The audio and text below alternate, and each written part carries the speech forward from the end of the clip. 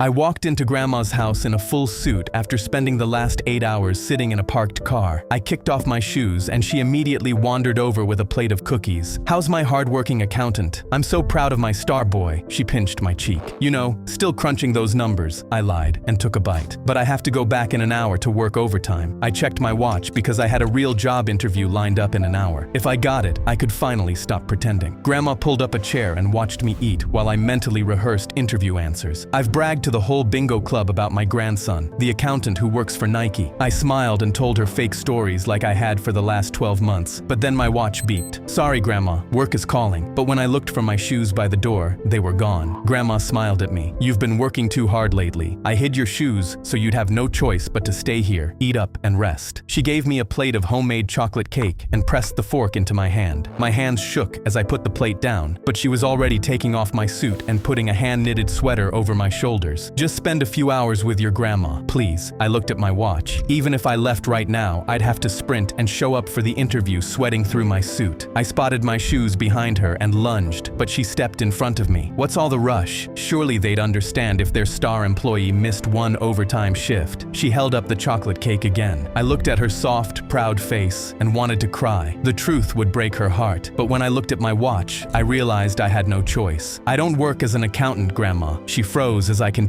"I lost my job. I've been sitting in a parked car and lying to everyone for a year, but I have an interview right now for a real job. I need to leave right now, please." She went quiet, and I expected her to cry, but she just gave me my suit jacket. "I got fired 3 times before I was 40. I know how you feel." She hugged me at the door. "Now go get that job. No matter what, you'll always be my star boy." I sprinted out, chewing the bite of chocolate cake I took for good luck.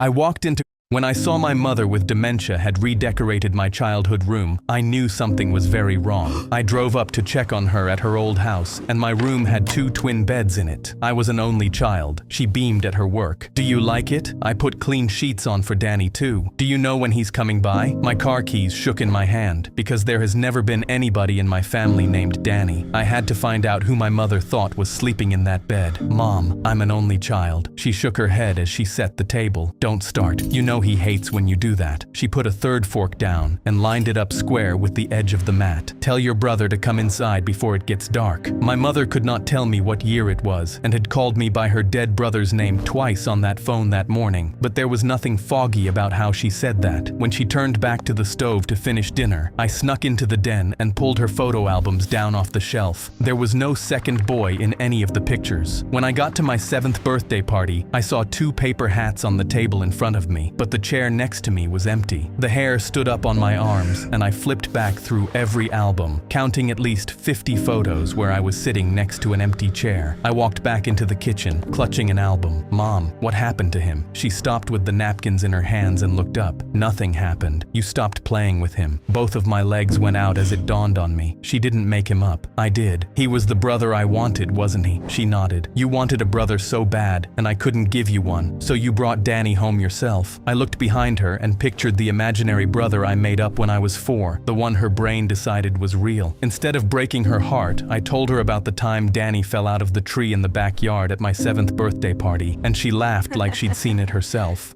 When I saw my mother, I flew to Japan for a trivia game show, but when I walked out on stage, there was no podium, just a sumo ring. I pulled up the email, and my heart sank, because my translation app had gotten one word wrong, and now I was stuck here. I shook my head and yelled, "No way I'm fighting sumo!" Then the host shouted into his mic, and my app read it out. "Survive 60 seconds against our undefeated champion. Win $10,000. Wait, you said $10,000? I'd spent my last savings on the flight, so I wiped my eyes and let them wrap me into a sumo diaper. The lights dropped, and the avalanche walked out. He was 400 pounds, slapping his belly twice and roaring with his eyes squeezed shut while the whole crowd screamed with him. I stood there in my crooked diaper and cried even more, thinking I was about to die to a man who closes his eyes to celebrate. The bell rang, and his first charge launched me into the front row. But the clock was still running, so 3 grandmas shoved me back in. So I ran in circles just trying to escape while the crowd howled. But then I noticed something. Every time he closed in to finish me, he stopped and celebrated first. 2 slaps, the roar, eyes squeezed shut. So I stopped running, because for 2 whole seconds, the biggest man in Japan couldn't see me. The clock hit 20 seconds, the crowd started chanting for me, and the avalanche's face went dark red. He backed all the way up, and the host screamed, "Nobody has ever survived the final charge." My heart was slamming, because 1 second early, and he'd open his eyes and flatten me. He slapped his belly twice, roared with his eyes squeezed shut, helmet and charged. I stepped sideways. 400 pounds of showboat thundered past me and out of the ring, one giant foot slamming into the clay. The buzzer sounded. The building went silent, and the host grabbed my arm and screamed, "Ring out!" The Avalanche sat there blinking, because the only match he'd ever lost, he lost with his eyes closed. They handed me a giant check, so I typed, "Thank you for having me" on my phone. But what my app said into the mic was, "I'll be back next week." The crowd went insane, and the host booked the rematch before I could type another word. Now I fight sumo wrestlers every Friday night, and I still don't know how to say no in Japanese.